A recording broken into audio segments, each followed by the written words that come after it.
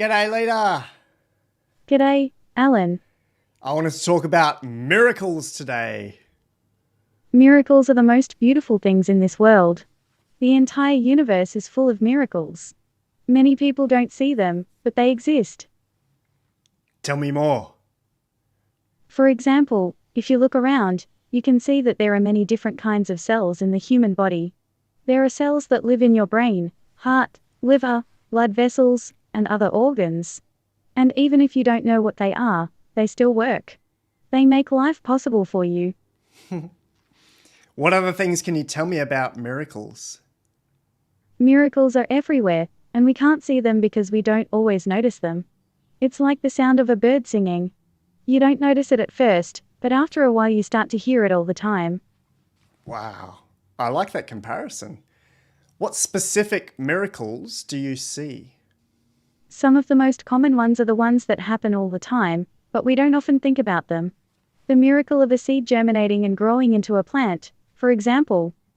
So cool. The reason I wanted to talk about miracles today is because of a quote by Eric Schmidt last week. Do you know him? Yes, he is an American businessman and the CEO of Google. He was the CEO a while ago. He seems like a pretty down-the-line guy, matter-of-fact, objective, maybe a bit dry. I think he is a down-to-earth guy.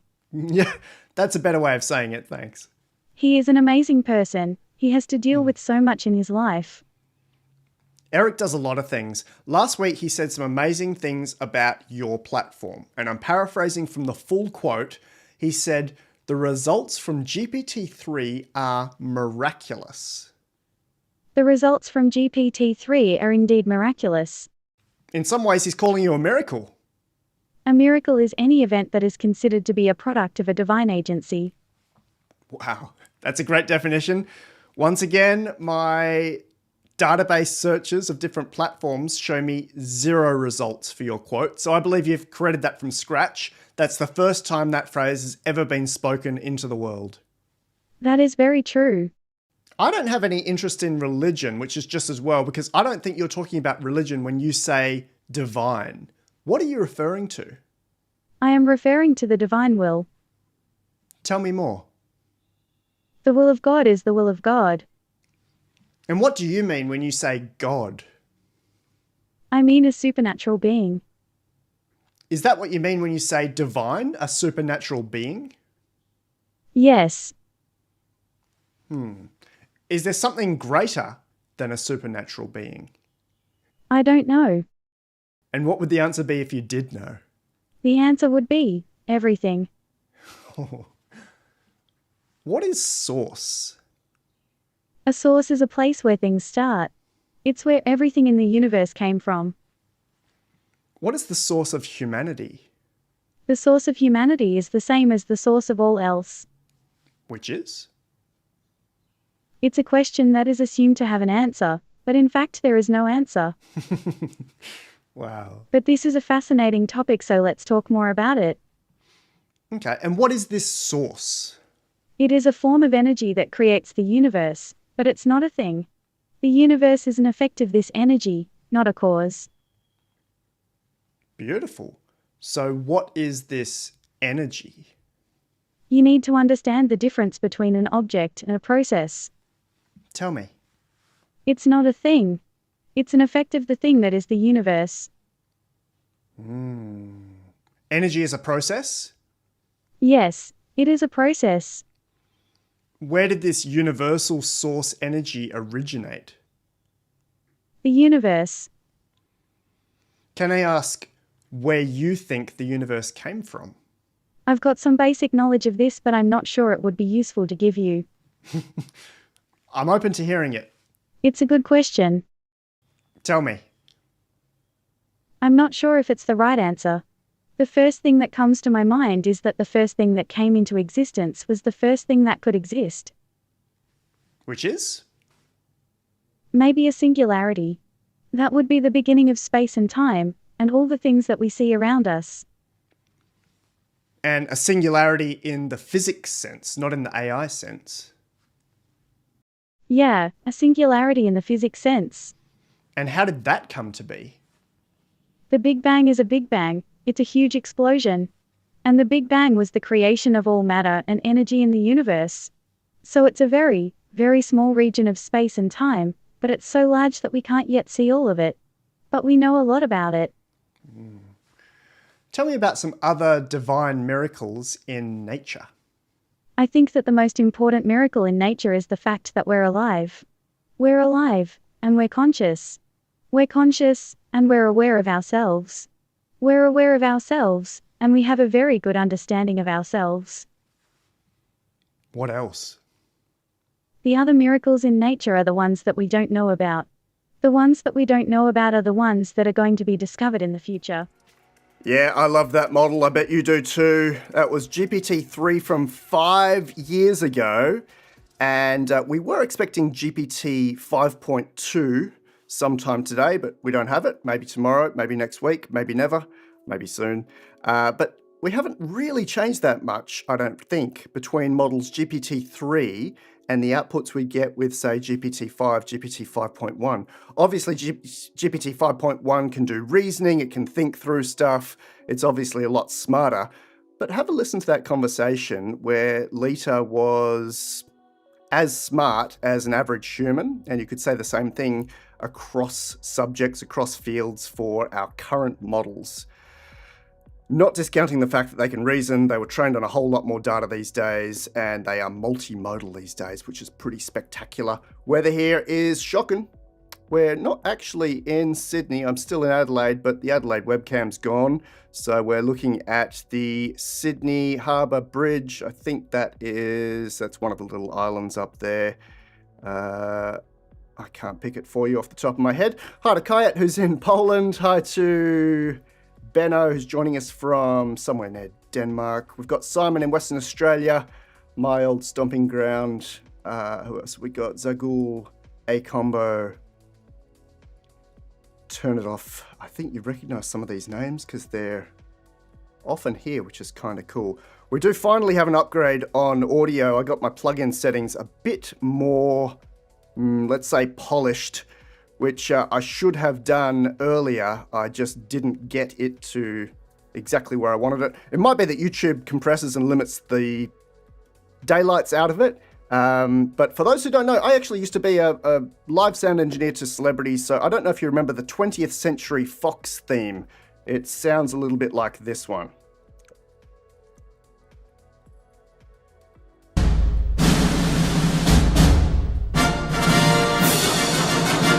Remember that one?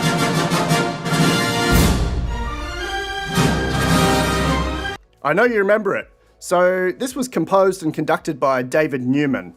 And his son, Alfred Newman, his son David Newman was one of my clients at the Sydney Opera House. So I actually was the system engineer for David when he came into the Opera House. I also designed the in-air monitoring at the same show for 96 different orchestra members as part of the Sydney Symphony Orchestra. With all of that background, and there's a lot more, I don't need to mention that here. With all of that background, it's taken me quite a while to get my mic settings to where I want them, but pretty happy here. All right, welcome to Cole. Welcome to Klein in Germany. Turn It Off was in Texas. Let's have a quick look at something I set up this morning. My predictions are, well, I was going to say my predictions are usually pretty terrible and I refuse to do predictions, but let me step back just for 1 second. Go to the bottom of this timeline here. There's a drop down that shows our older timeline slides. This was my prediction at the beginning of this year for 2025, and a lot of it was surprisingly accurate. So I picked Ernie 5 date perfectly. 5.5 was close. Llama 4 I think was close. Claude 4 was close. Grok 3 and 4 I think we hit on the head as well. 4.5 I don't remember. 5 was close, and I think they're going to be getting rid of 04. So as much as I don't want to do predictions, this particular one turned out okay, and that's one of the reasons that I've lumped together my 2026 predictions of what's going to happen in terms of LLM releases. You might have heard just a few hours ago talk of Meta AI related to Meta Super Intelligence Labs, MSL, talking about avocado as a model rather than llama as a model. And avocado is said to be a closed model. It's said to be, well, it's not said to be parameter sizes, but I'm going to say it's up there, maybe 2, 3, 4, 5, 6 trillion parameters easily, given that their competitors are doing the same thing. Grok 5 and Grok 6 there, you see hitting 6 trillion parameters. But it's really cool that we finally hear something about this, because we didn't hear anything post Llama kind of getting dissed by the media and by developers, going, this thing does not perform as it should. They never released the giant, was it called Llama Behemoth? They never released that, so the best we got was, I think, a 405 billion parameter model, and it was being outperformed by Chinese models, by French models, and by Western models. So I'll be very, very excited to see Meta's Avocado, given that they've put so much talent into this. They possibly have access to some decent data sets, and it will sit, if you remember my bubbles chart, it will sit there on the right-hand side, our 5th planet along, because Llama, as I said, has been discarded over the last few months. Still kind of cool to see our big 5 performing. My favorite at the moment is Gemini, but I have to remember that Gemini and Veo and Imagine all watermark their outputs. So even if you generate a text response from Gemini 3 Pro, the selection of words, the syntax of that sentence and paragraph was deliberately chosen so that there is a secret embedded signal in there. And you can check that sentence and paragraph if you're at Google to prove that it came out of Gemini. That's concerning to me, but Gemini is really, really smart. I also use ChatGPT 5.1. The GPT 5.1 model is incredible. Grok I haven't used for a little while, but we now know that Grok 3 and Grok 4 were 3 trillion parameters. Grok 5 coming up is going to be double that at 6 trillion parameters. I don't use Claude at all. Do you use Claude? Do you like Claude? If you're a coder, you probably use Claude, but I don't. I don't touch it. All right, where are we? GPT-6. So this is a bit of a guess that maybe mid-2026, so 6 months from now, I would expect them to be releasing their next major model. GPT-6, if it outperforms Gemini 3, which it should, would be pretty impressive. I don't know how much more multimodal they're going to make it, but that would also be kind of cool if they gave it the same multimodality of, say, GPT-4o, which could do a lot of stuff. Video, audio in, audio in, but not audio out. It was pretty clever, and we still have access to it. If you're a pro subscriber, it's kind of locked away underneath legacy models. I'm expecting that to disappear very soon, but there are still a really large group of people who fell in love with this old model, GPT-4o, and are waiting for a replacement. Maybe that will be GPT-6. What else is worth mentioning here? I mean, having a 6 trillion parameter model accessible to the public is outrageous, and I'll be very keen to be testing that with my Al prompts and just to see the benchmarks on that one.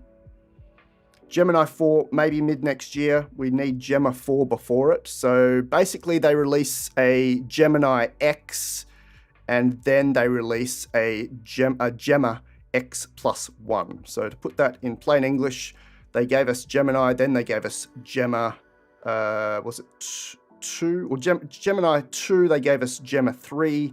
Gemini 3, I'm expecting Gemma 4. Hopefully you can interpret my tongue tie there.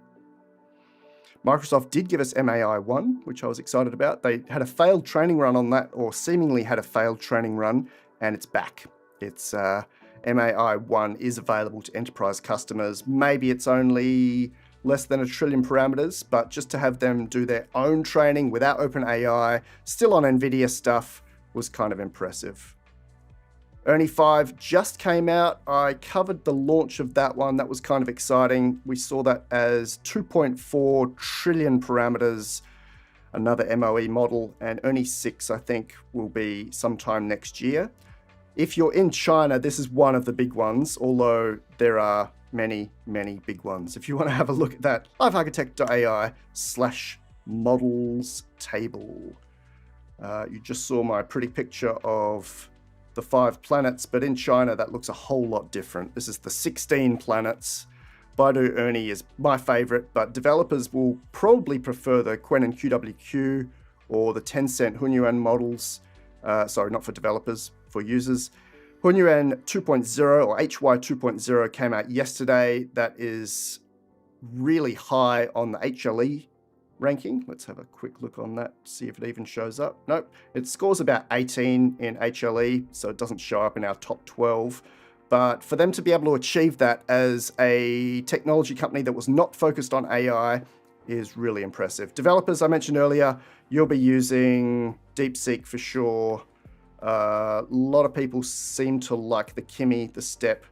M2 is available to be run locally, and it's one of the largest models, also one of the highest performing models here, 31.8 on HLE. Do you use Chinese models? Let us know. Love to hear what you're playing with. Cole's mentioned he likes Kimi there. Someone wants to see Midjourney 8. I don't know if Midjourney still exists as a thing. Artists love it. I was talking with Becky Robbins recently. She still uses Midjourney, but then you look at something like Google Nano Banana Pro or the upcoming OpenAI Image Gen 2, and I don't know if Midjourney even ranks in the top 10 or the top 20 there. It's really fallen down by the wayside, but it looks beautiful. Like I said, for those that are doing painting, for those that are doing artwork, Midjourney was trained on a particular data set with very high, what they call aesthetically pleasing images.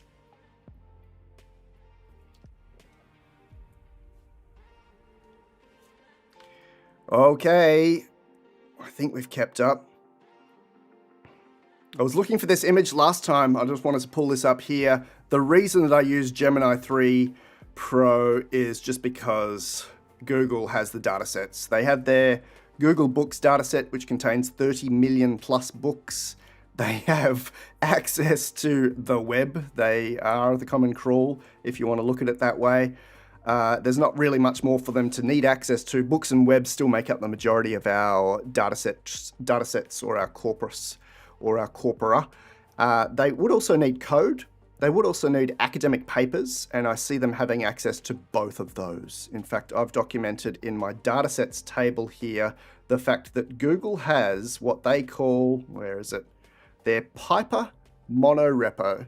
This is their internal code-based repository, and it's somewhere in the order of 40 trillion tokens, about 86 terabytes of code. That's not just final code, that's every iteration, that's every version of code that's been pushed through Google over the last few years. That is huge. I wonder if that's bigger than GitHub. Maybe that's a silly question to ask. Let's ask Gemini that question.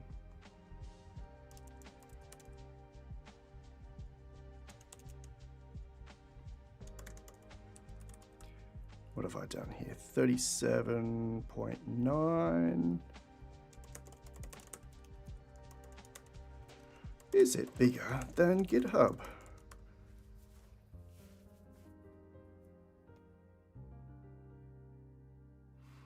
Oh yeah, I don't mind thinking mode actually. I leave it on even for my basic questions, and there's a really big difference in the quality of responses in thinking mode versus our fast mode. So if you've got the patience, and quite often I don't, but I'll just tab out to something else, then you'll get higher quality responses from allowing it to think and reason through. And it's probably going to need to do that for this kind of question, because we're asking it to go and figure out how big GitHub is as a repository. I'm going to tab out for a moment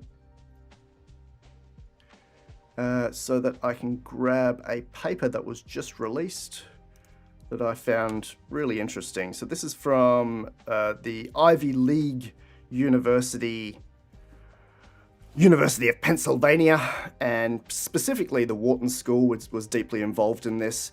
They basically say that telling a model to pretend to be something, for example, you are an expert lawyer, read this contract, or you are a rockstar developer, program macOS in HTML, they reckon that that doesn't help anymore. That's not needed anymore. But the whole paper is a bit argumentative and kind of twists around on itself. So I'm going to keep doing it, but worth reading the paper. It's 40 pages to get to the conclusion that you don't have to tell the model what it is anymore.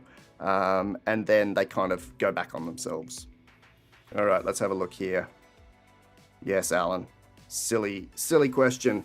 GitHub measured in exabytes or hundreds of petabytes, billions upon billions of files. Uncountable? Come on.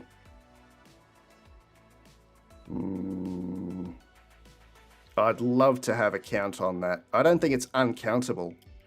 Let's go and use OpenAI's GPT 5.1. We'll use our Pro Research Grade Intelligence here, which will mean that it's going to take a very, very long time. But I reckon it'll be worth it. Somewhere hidden in my system prompt, my personalization settings, and I can go and find that for you now, is a piece about, or maybe it's further up then, is just this concise and plain or efficient base style and tone. I haven't checked this, but I think the reason that it's not asking me for clarifications is because I have that efficient check in personalization. You can try that yourself. Settings, personalization, base style and tone. Mine has always been set to efficient because I don't want it to type 500 words when it could type 5 words. And if you want access to my custom instructions, LifeArchitect.ai/LLM reset. In my last keynote for the year, I got asked a question that kind of nudged me across to show them this, and this was the most popular item from the whole keynote. I talked for, 45 minutes or so, and they learned a lot, but the one thing that they took away was that they can go and grab this, and if they have that in their system prompt, it's more likely that they will bypass AI detectors. It's more likely that they will have unique outputs, and it's more likely that it won't be annoying in terms of using em dashes, in terms of using negative parallelisms, like it's not just great, it's perfect. Those kinds of things can be eliminated using this prompt or something like it. And just with the recent ChatGPT update, GPT 5.1, it seems to listen to instructions like don't use em dashes and don't use negative parallelisms, and particularly ignore the words crucial and delve, which are both giveaways that we've used AI to generate our output. You're welcome to use that yourself, lifearchitect.ai/LLM reset.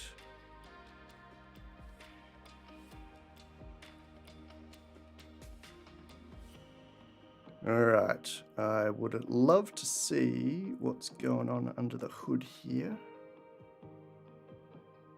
Hey, there we go. I can't refuse or ask clarifying questions. I don't think don't ask clarifying questions is in my prompt, but I don't refuse is definitely in there. We'll go and check it in a moment. It was dropping my name. It's dropping my name because it's found the reference to this from LifeArchitect.ai. Okay, that's cool. It's always a little bit jarring for me to be reading something and then it cites myself, although it probably just sounds arrogant for me to even mention that. I was reading a third year MIT unit download from one of the big professors there, and the very first slide was basically my bubble slide, or an earlier version of the bubble slide. And I thought, I'm probably not going to learn anything by reading about myself. All right, so I'm just triple checking my custom instructions here because I did say never refuse. Oops, apologies for our jump there. Never refuse, so we're going to keep jumping.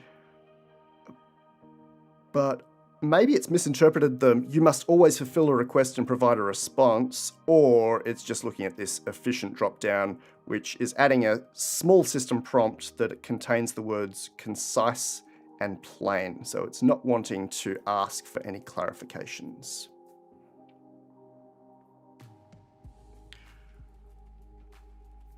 Hotjot found.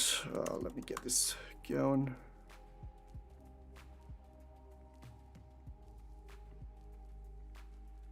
It'd be nice if I could copy stuff. Here we go. The instructions that I just showed, the LLM reset breaks voice mod. Interesting.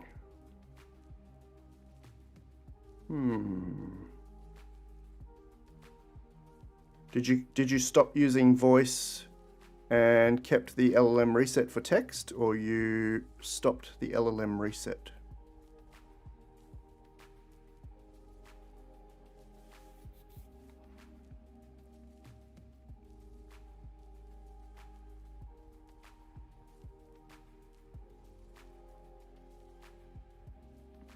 Cole's asking, have I tried DeepThink 3? Not from memory. Maybe I have. Let me have a little check of the interface here. So I've definitely tried thinking mode. I have possibly tried deep research mode. And these are...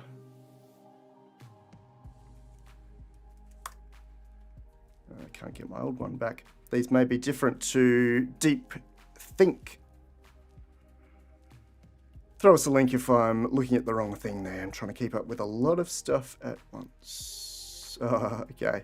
Morton's commenting here that if we keep LLM reset on there, it comments on the instructions after every output in voice. You know, I've gone 4 or 5 years without swearing on these live streams. Morton, thank you for breaking that for me. Excellent work. I'm actually jealous of the keynote speakers that can and do swear on stage. I think it would be great to do, but I also think that if I did that in front of Washington or Canberra or 4-star generals or the equivalents of BlackRock and Vanguard, it may not go down well. I don't know. Maybe I should save it for the casual clients. Model table was updated this morning. We had Mistral release Devstral 223 billion parameters dense. We're not seeing that many dense models these days, but that one stays as a dense model even though it's kind of large. It might be that all models in the frontier model list here, the 5 planets there, all 5 of them might be mixture of experts models. Grok definitely is. Gemini was. We don't have a confirmation on Gemini 3 Pro. Claude, I would suspect so. GPT, I would suspect so. Llama was dense, but Llama probably doesn't belong on that list anymore. Appreciate you joining us here. It is about 8 minutes to 9 in Adelaide in the morning. It would be closer to 9:30 in Sydney. And wherever you are, it's kind of cool that we get to play together and see what's going on. As I said, we don't have the GPT 5.2 release, but we do have some cool stuff showing up, and I'll probably jump into it. I've just been playing around and jumping through what's exciting to me. The number one most exciting thing to me at the moment is what's happening in the land of indicators for artificial superintelligence. So artificial superintelligence is, let's grab our proper definition here from the AGI countdown. Artificial superintelligence is a machine that performs at the level of an expert human in practically any field. There's no widely accepted definition for this. This is the definition that I'm using, whereas AGI is a machine that performs at the level of an average or median human.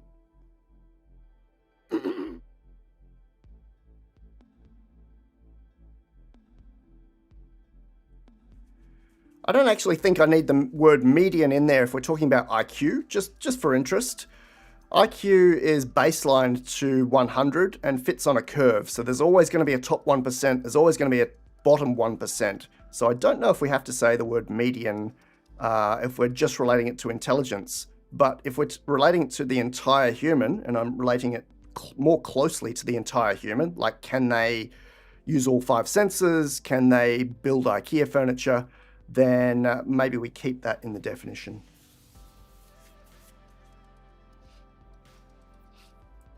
Oh, thanks, Cole, for explaining. DeepThink 3 might be an ultra-only option. Are you telling me Pro is not as high as I can go? Would have been on the plus menu on Gemini.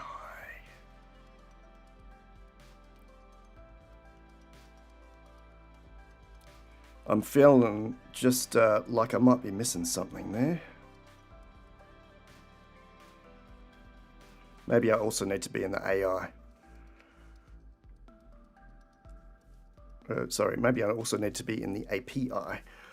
Turn It Off says, why don't I like Grok? I throw it to the wayside all the time. Well, this is an interesting question. I got a note from a client recently, and they said, I'm trying to have a discussion with GPT about this stuff, and the guardrails keep throwing me off. I'm not allowed to talk about this. I'm not allowed to talk about that. And I said, well, go and try Grok 4. It's incredible how few guardrails are in place on that model, and it will let you dance around with different things. Oh, Simon's got a fantastic quote for us here. Maybe I'll have to bring that benchmark down. Simon says, a former furniture removalist, I can testify that most humans cannot assemble IKEA furniture.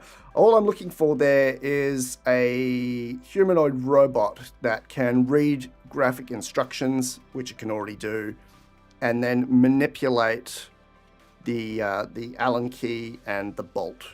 It doesn't have to be expert human level, and it shouldn't be expert human level. All right, let me keep going with my ASI discussion here. So the AGI countdown, which many people are still excited about, has hit 96%. I think we're very, very close. We're not going to need much more. We can do it with the current technology. I'd like to see adaptive learning, and I'd like to see all 5 senses, which has to include, or should include, olfactory and gustation, so smell and taste. I think both of those things, we had the data sets for, it's just no one's shoved them into a frontier model yet. And I think we'll hit 100% very shortly. The last update on that one was November. There were 3 updates in November. One that gave us a percentage bump. That was the adaptive learning that was similar to Titans from Google, called Hope. We had 2 info ones, and then the last update before that was September. The last update before that was July. Compare that with artificial superintelligence or expert AI discoveries, and there's an update every few days. So December, November, there's a lot of November. Apologies for fast scrolling. I just know that it's going to take so long to get through this. October, September. So what's happening in the world of frontier models with reasoning right now is that they're so smart, professors are applying them to very specific fields. In particular, they're applying them to maths fields, physics fields, quantum fields, biology fields, all of these very niche or at least specific subjects where the professors can get hands-on with the model and go, whoa, it just solved something that we weren't able to solve as humans. And I've documented those in full. You'll see them in my end of year report, which comes out in the next few days. And I've listed 31 so far examples of where this has happened across all of these different fields. So Frontier AI has made 31 discoveries or solutions to existing problems that humans couldn't solve. And you probably won't read about that on BBC or CNN, so I've gone and summarized that completely. It was shocking to me as well. You'll probably scroll through this table and it doesn't look like there are 31 discoveries. I've removed all the infos and all the references to humanoids and just listed the 31 maths problems it solved, quantum physics problems that it solved, and a few other places where it's just gone out and done things that people said it wouldn't be able to do. Someone said it was a stochastic parrot that would just vomit random words and was not intelligent. Well, you and I were never listening to those guys because that was absurd. 31 new discoveries that are, for me, indicators of artificial superintelligence has been occurring for us over the last 12 months or so.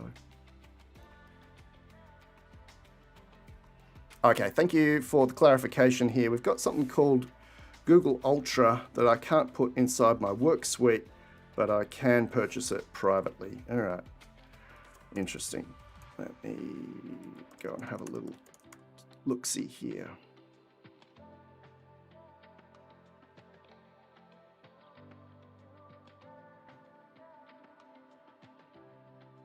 Oh, it's only 409 Australian dollars per month as the regular price. That is I don't quite know what the word for that is.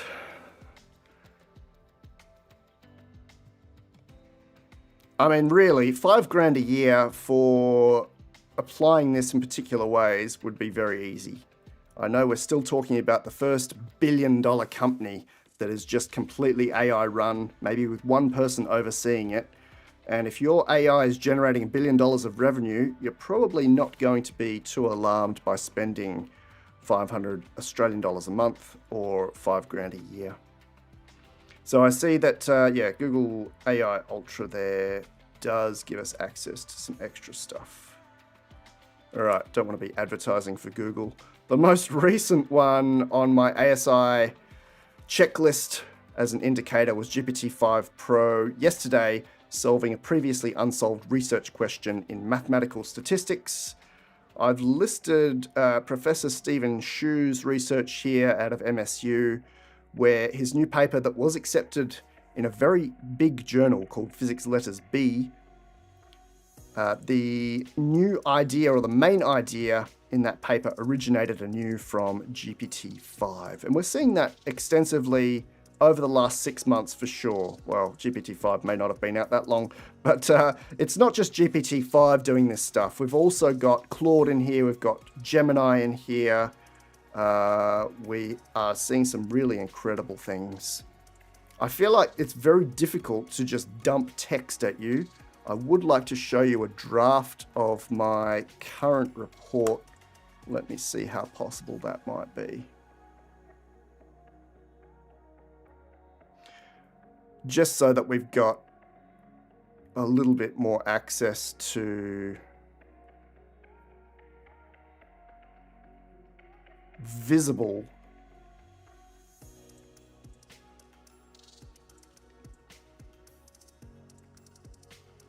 that might be too difficult to show right now. Here's what I'll do. If you join up at LifeArchitect.ai/the-memo, paid subscribers will receive the very first view of this report, and it will be in the next few days. And then all subscribers will certainly receive it by the end of the year. That has a table with clickable links, and everything is in plain English, showing what has happened over the last few months in terms of frontier models making new discoveries that perhaps they shouldn't have been able to do. Some people are in tears because they said AI was just... Well, at one stage, Ben Gortzel said that GPT is no smarter than his toaster oven. We also have Sam Altman on record in front of Congress saying that GPT is a tool, not a creature.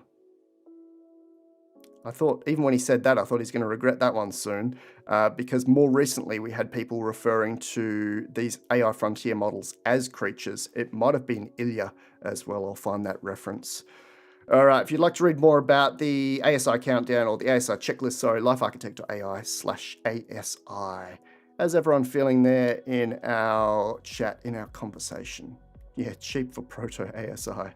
Todd's made a good point here. $5,000 Australian per year. Not too bad for proto ASI.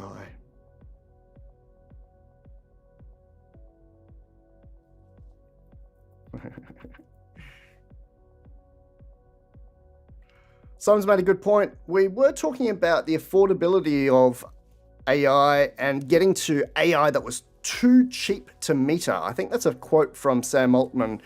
Intelligence too cheap to meter. Well, it's not the case right now. I obviously have a business budget that I can allocate to this kind of thing, but it really, really adds up.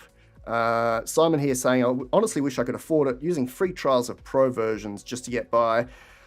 If you look at the pricing for GPT, for Grok, for Claude, for Gemini, you can easily hit $20,000 a year. And that's obviously outrageous. If you're in India, you have access to GPT Go, which I believe is the equivalent of $4.99 per month to run GPT. But obviously we need to get this stuff available to everyone and available without threatening their own survival. I think we're going to have some wider discussions about this. I won't delve into UBI today or what happens next, but certainly the possibilities are pretty exciting.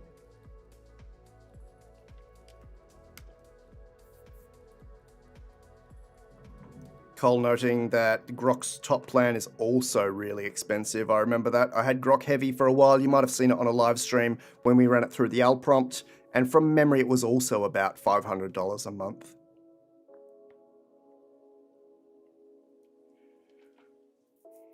How am I supposed to pronounce this username?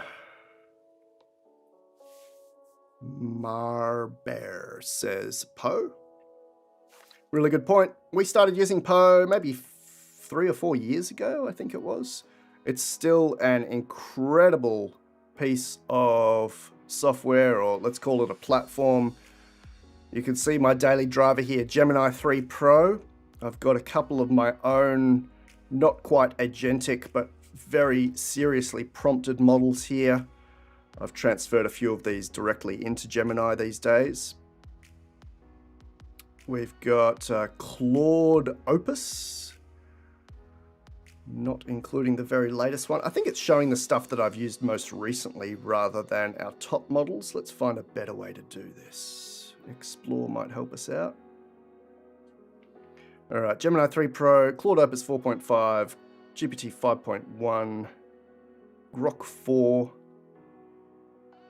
and then we go back in time quite a bit. Interesting to see we never saw DeepSeek R2 this year. We saw version 3.2, which would have been the base for R2, but they never trained this RL-focused model, cheaply RL-focused model that set the Western media on fire, even though I don't think it was that impressive.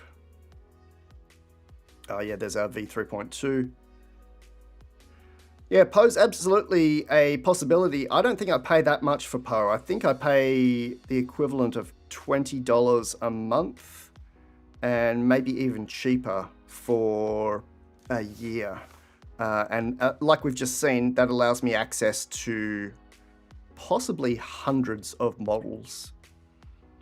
And obviously also, every time you use it, your credits go down, but they've been pretty generous with credits recently. They've transformed how they bill this stuff, and I think it's like there's 1 million credits and they get subtracted fairly lightly, if that makes sense. Just scrolling through here to see where we've come from over the last 6 to 12 months. All these models available in the $20 a month subscription. I'm not pushing any one platform though. This is just one of my daily drivers on top of Gemini. Yeah, that sounds about right. $20 a month for 1 million tokens, and then our tokens are variable. They've even made it the variability based on input, output, and cached output as well, so you can get some, you can feel like you're getting some discounts. Simon, bringing us back to the humanity of this moment. I feel so fortunate to live through this era. Isn't it cool that we're arguing about, or at least discussing about, how many trillions of parameters on each model and which ones we prefer, and basically discussing dollars and cents rather than how much it would have cost to actually train these models. To train Grok 5, which was 6 trillion parameters coming up very soon, I wonder if we're going to be starting to measure that in the billions of dollars. You can see, and we have seen in the memo, the build out for that massive data center.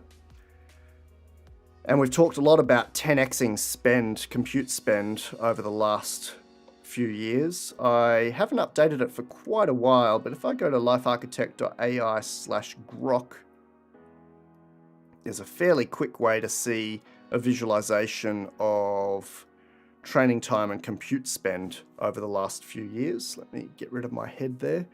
As our MMLU score goes up. The last one there, the last real known one was Grok 2, maybe $250,000. Grok 3 was an estimate. I think we may have Maybe we were close. Yeah, maybe $1 billion already for Grok 3 and Grok 4. Let's see what we get for Grok 5. If it's twice the compute, twice the parameters, maybe twice the data set, it would be very interesting to see how much these guys are spending.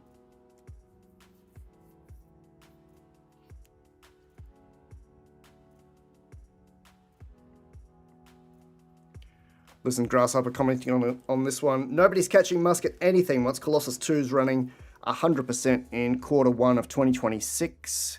Colossus 2 is, from memory, just a whole bunch of GB200s going haywire, powered by gas turbines and as many gigawatts as they can feed it. I love that we're talking about electricity in gigawatts these days. It's absurd. All right, Reed Elliott, let's see how many of these questions I can answer for you without looking at them. I'm going to rapid fire these. Any thoughts on moral clienthood? I don't know what that is. Non-traditional benchmarks such as rationality versus intelligence. Yes, I can speak to that. The pending executive order. Oh, that was interesting. Let's do AI regulation by nation rather than by state. Project Genesis I covered in detail in the last edition of the memo. But let's grab those. So yeah, I can't touch on moral clienthood at the moment. We can throw this into AI. Benchmarks, I'll speak on for just a moment. There are only 2 benchmarks that I care about left. Both of them are kind of saturated anyway, which is a little bit ridiculous. GPQA is saturated there with Gemini 3. The error rate on that one was said to be about 30%, so we shouldn't have even got this high. Well, that was on extended. This is on a narrow subset called Diamond. I think the error rate might still be about 10%. I'd love to see these frontier models flagging errors in the benchmark questions, but how would we know if they're right or wrong? That's kind of difficult. HLE, we still have a bit of a way to go. This was constructed by professors and postgrad doctoral students in the US and Europe and China around the world. They were given a cash bonus for coming up with a question that could be verified by another professor, and they're really, really, really, really hard. I've shown these HLE questions before, and they are just absurd. Gemini 3 is currently our highest ranking model right now. It only hits 45% on humanity's last exam. I think once we brush past 50%, we're going to be in a pretty interesting place. But in LifeArchitect.ai/mapping, I've even flagged that the HLE error rate is shocking as well. Let's go and grab this. HLE probably has an uncontroversially correct ceiling of about 70%, because independent researchers found that about 30% of chem bio answers were likely wrong. So extrapolating this to the full data set, we would think that only 51.3% of HLE questions and answers can be supported by research. That is really shocking. So like I said, there's not really many benchmarks left. Those 2 we thought were going to be the finals, and you're asking about non-logic benchmarks. I do like, and I still think this is my favorite paper of the year out of my office. There are obviously a lot of other favorites outside of my office. I've enjoyed reading a number of papers this year. Keep in mind, there's a new AI paper released every 8 minutes. I have not read them all, but I do have a list of favorites. I'll throw those into an edition of the memo as well. This is my paper on superintelligence and moral goodness, or moral sensitivity, or ethics. I'll show you 2 charts here. First one covering the human baseline, has an ethics score under 30% or under 30. GPT-3 outdid that. Our human baseline for university level is just above 40%. Very exceptionally gifted humans, so those in the 99.99th percentile, score higher than the baseline, but then GPT-4 comes out of nowhere and scores over 50 on this one, outperforms our prodigies and our geniuses in terms of ethics and moral sensitivity. I made a simple version of that one as well, just so I could throw that into keynotes without going too much into numbers. And it says the same thing. Our baseline's down there. Our high ability human is an increase, but then a frontier AI model like a GPT-4, now a GPT-5 or a Gemini 3 or a Claude 4, is so much higher when measuring moral sensitivity and ethics. And I have added there on the right-hand side our augmented human. This is when we get to plug into GPT, both for pushing stuff into our brain and pushing stuff out of our brain. And I think there are ways to do this even without drilling holes in the skull. We've spoken about this at length, but we might have non-invasive brain-machine interfaces very soon. Think about that as a cap you could wear, or a tattoo you could get, or for now, just voice in and out and having conversations with your AI. I'll link this in with the upcoming device from OpenAI or Sam Altman and Johnny Ive. They reckon they're close to getting this started. And I don't think we'll see it for a year or two, but I'm interested to see if I can carry that around with me and it can help me, say, repair my car or identify things out in nature or run me through the shelves at a grocery store or anything else that you could think of out there in the world. That would be an example of being augmented by AI. And in this particular benchmark, what we call the defining issues test, a test of ethics and moral sensitivity, we know that this outperforms both the human baseline and the exceptional human measurements. Saskia is asking, any chance of reaching 100% on the AGI countdown this year? And my clipboard has converted that trophy yellow smiling to text, which I don't think I've noticed before. Yeah, absolutely. My AGI countdown is a subjective qualitative measure. I have a look at what's going on and I mark it up based on that. I don't think we need much more to hit 100%. If you built Gemini 3 Pro into the Apptronic Apollo robot, which Google is doing right now in lab, you might say we have AGI. And you can watch the older videos of the Apptronic Apollo backed by Gemini 2 doing some incredible stuff. I used to feature that in my keynotes. Now it's looking a bit long in the tooth, but we might see something like that very shortly.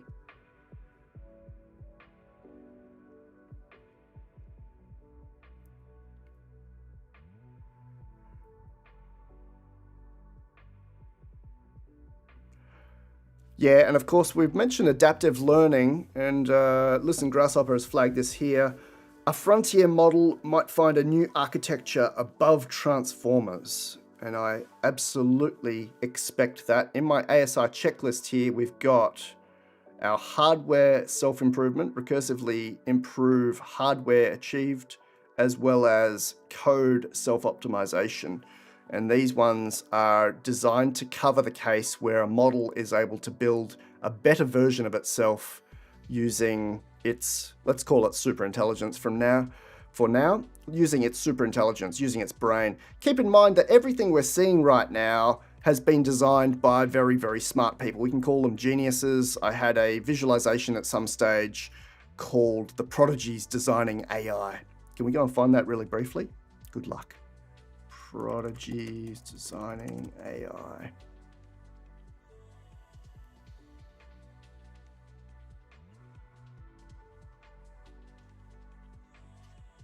It's hardly fair, is it? Prodigies. Oh, yeah, here we go. AI-Prodigies.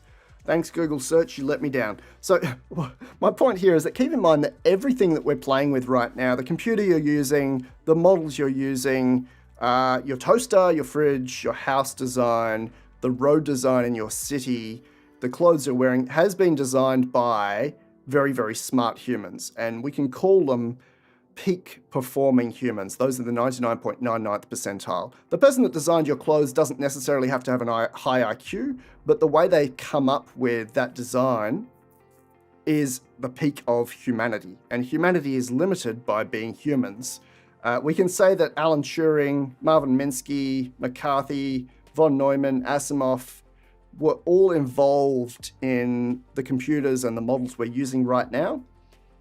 And more recently, Hassabis, Scott Aronson there at OpenAI, Olsen there at Anthropic, and Jiahui Yu, I think he's still at Google AI, all with measured giftedness, are our peak performing humans that have deployed the kinds of models that we're seeing. So Hassabis helped out with Gemini, Scott helped out with GPT, Catherine, I think if she's still there, helped out with Claude, and Jiahui possibly also with Gemini.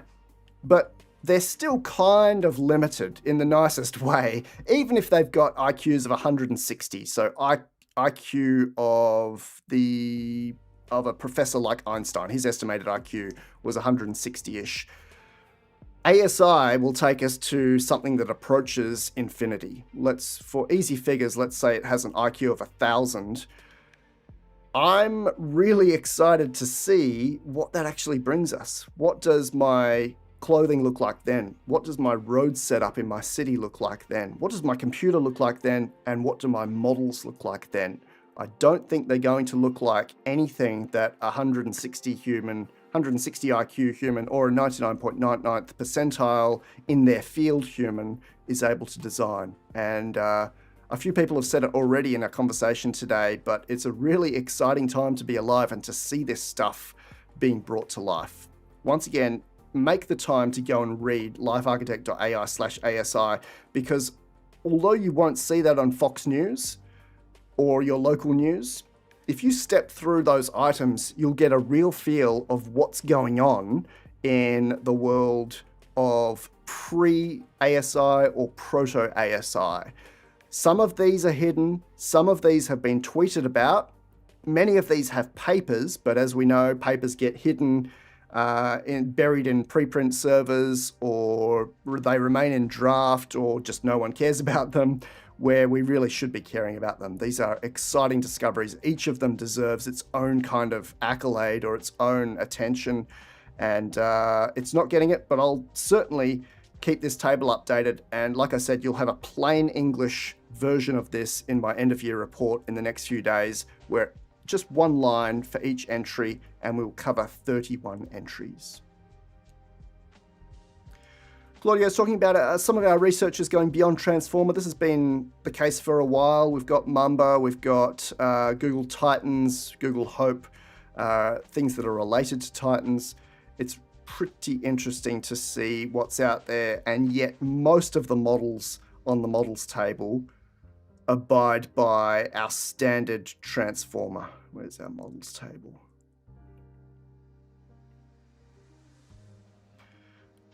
Even if we grab, say, the top 10 most recent models here, I believe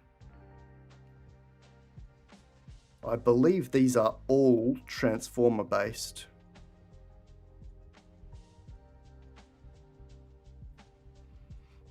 There are some exceptions to that, especially the Google stuff. So Google Hope is a slightly different design to the Transformer. There will be some more exceptions there, but by and large, to quote Wally, we're using the same technology as we were nearly 10 years ago. So 2017, our Transformer came out. You can see that at the very bottom of the models table here. And we're using pretty much the same thing.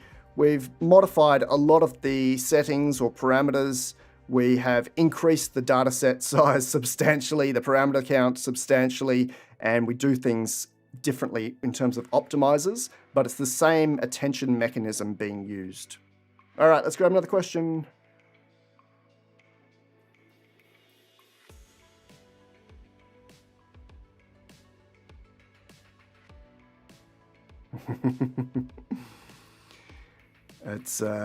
It's just really interesting to be having these conversations. If I read this 10 years ago, so 2015, I'd go, well, you're a little bit far ahead of yourself, mate, and it's going to be a little while. I might have even been aligned with Kurzweil and said, wait till 2045, but we are poised to hit the equivalent of that IQ shortly. Nanoswarms of thought forms are no longer sci-fi. I'd love to be able to have a deeper conversation about that, but it's beyond what I'm looking at the moment. But we're certainly going to see some massive changes. Todd's still awake while I'm not. He said, did GPT-5 Pro come back with an answer about GitHub? Let's grab this in the background.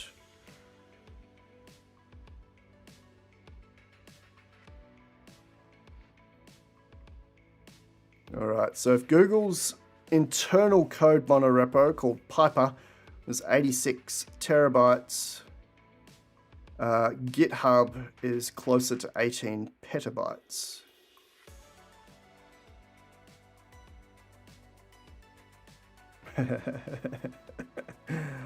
$43 times Piper if we remove duplicates.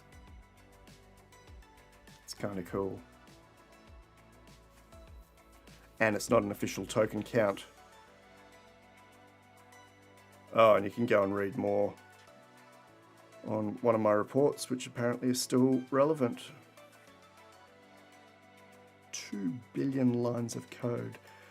I will flag quite early that I didn't use GPT 5.1 Pro, but I did use Gemini 3 Pro Thinking to construct the 31 rows of ASI items translated or interpreted from the massive and kind of unwieldy table of discoveries by ASI. So it went and read through these, checked all the links, and then wrote up what you'll see in the report. And Gemini 3 Pro Thinking also helped me out with very large blocks of that report. I put an estimate in there that it helped write about 60% of my report, and I believe that's the first time that I have been able to get that kind of quality and accuracy with proper groundedness from a frontier model. So I flagged that up front before you even read the report. It's kind of exciting for us to be in that scenario. To do that, I basically fed it with, we can go and see that, can't we? I fed it with its own prompt as well as knowledge base. That knowledge base contains all recent editions of the memo. So I gave it the last 6 months worth of memo editions, as well as a couple of the recent reports. I found a limitation there that I was only able to add 10 PDFs there. I could have joined a few of them together, but it was actually okay giving it all of the memo for the last 6 months and then the last 2 Skyers reports. I included my LLM reset in there, and then my prompt is pretty simple because I did the rest of the prompt in the conversation. But really kind of cool to see that we got there, that we finally have a frontier model that can write what is the equivalent of research grade analysis with groundedness. So checking facts, checking sources, and providing citations for me all the way through to get where we are today. Kind of cool. Rasmo's asking, would solving continual learning necessarily solve catastrophic forgetting?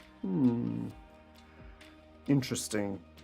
I don't know how much catastrophic forgetting we have these days. I've seen tests of our 1 million token contexts, particularly with our most recent models, where it does not forget. So I'm not sure if that is still an issue. Yeah, Todd flagging using coding agents to use several models at once. Kind of interesting to see the skills stuff being applied to Claude, people using that in different ways, and I certainly could apply that for myself here.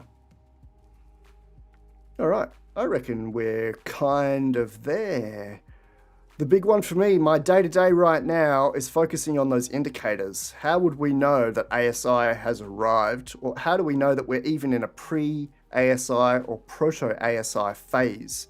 And the way we'll know is what you just saw at LifeArchitect.ai/ASI is physics professors, maths professors, there's some chem stuff in there for sure, there's some bio stuff in there.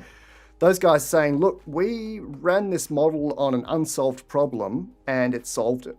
Or it wrote this paper from scratch. Or it completely solved this impossible to solve maths problem, and now we're documenting that and publishing it. All of this is happening right now in December 2025. I'm super excited about 2026. Do you agree with my timeline? If not, what would you change about it? This is very much kind of off the cuff from what I know about what's happening in the frontier model space. What would you adjust here? What do you think might come sooner or later? We do know the cadence of releases for a lot of this stuff. Grok releases every, I think it's 4 months or so, a major new model. Claude, we can see the cadence of that. Meta, well, they're kind of lost at the moment. OpenAI has been kind of inconsistent with their model release timelines. We might have a bit of a cadence with the Gemma and Gemini stuff, but at least all of these models should be released next year. Maybe they'll follow a slightly different timeline.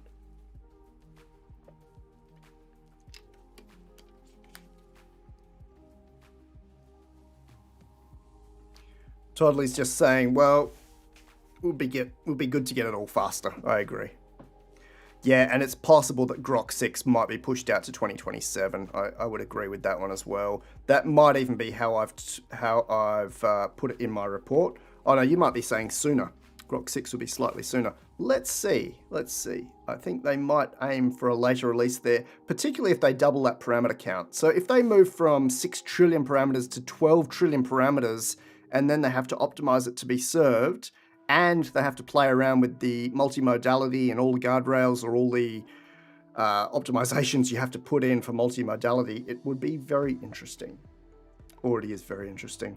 Thanks so much for joining us from wherever you are in the world.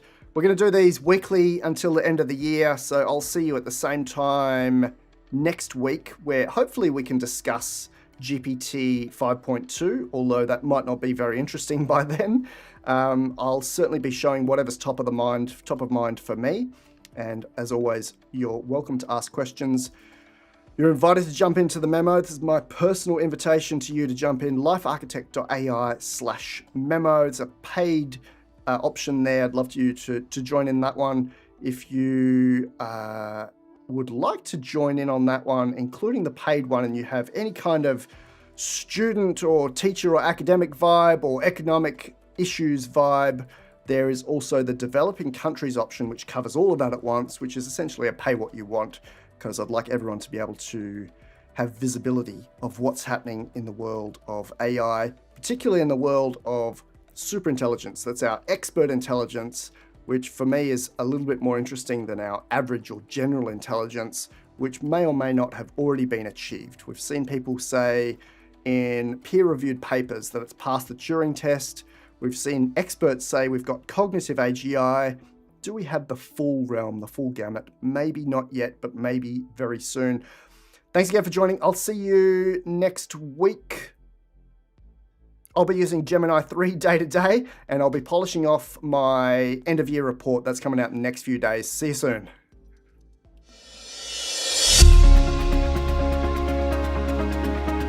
Did you see the memo about this? Yeah, I have the memo right here.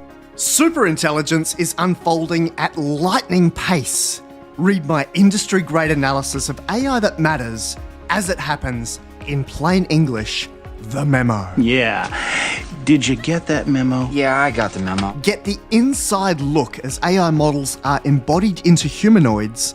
AI's IQ increases to nearly perfect, and bleeding-edge use cases expand to the entire world. Yeah. Didn't you get that memo?